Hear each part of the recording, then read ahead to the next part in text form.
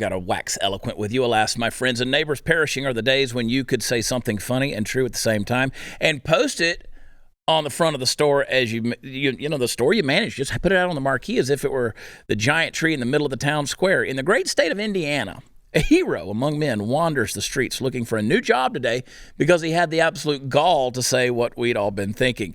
The unnamed manager of a Dollar Tree store put this sign out front, and this is what he said. He said, "I apologize for us closing again.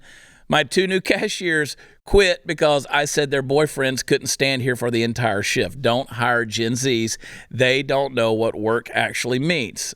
Now hiring baby boomers only. Thanks." Game, set, and match. Let me tell you something. If I was the CEO of Dollar Tree and I found out that this guy had put that sign on the front of my store, my pen would break the speed of sound signing the necessary paperwork to promote him to the highest position in the company. And why? Because he gets it. That's why. Folks, we're limping along at the tail end of a pandemic that left our workforce in absolute tatters over the last couple of years. Everywhere you go, you see help wanted signs all over the dadgum place. Never has there ever been a bigger glut of jobs available to a larger group of asinine, worthless, lazy buttholes who don't have the sense God gave a banana split. Let me ask you something. What's more offensive to the common sense mind? The fact that these 2 brainless chicks quit because they thought they were being treated unfairly, or because of their boyfriends, plural boyfriends, had the requisite time on their hands to stand at the cash register of a store all day like horny bumps on a log? I mean, what the hell's going on in this country? Am I the one that's crazy? You can read that book and find out. No, what's crazy and most upsetting about this situation is that the frustrated manager who put the sign up out in front of the store got the boot.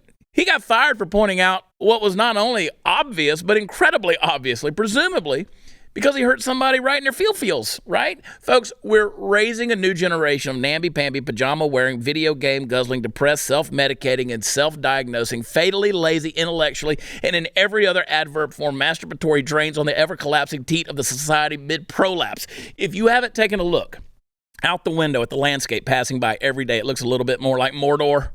Whatever happened to the notion that you not only needed to get your ass out the door in the morning and go to work, but that while you were there, you were subject to the rules and restrictions placed upon you by those who were responsible for signing your paycheck?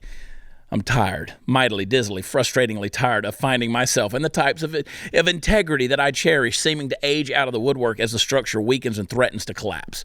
It would be one thing if I could comfort myself with the notion that it wouldn't happen in my time. Then at least I could only worry about what my kids are going to have to put up with. But listen, all this crap could blow up in our faces long before I'm dead. I still got some time left, I think. And then I'll have nothing left but the smug satisfaction that comes with saying, "I told you so." Thankfully, I get a fair bit of juice out of that already, so I guess I won't complain too much. Your boyfriend come sit with you at work? Well, seeing as I own a company from my home, he could, but he decided to go to college. There you go. And, create something out of himself. There you go.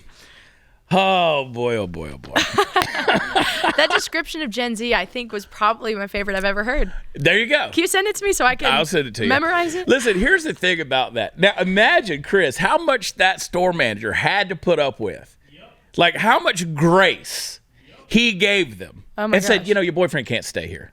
Can't stay here. But kept coming. Before he finally went and got all of the little letters out for the sign. Can you put the picture of the sign back up there again? If you got that, if you still got that clip. But he goes out there and he puts the sign up that says all of this stuff. It's amazing. It says, "We're only hiring boomers."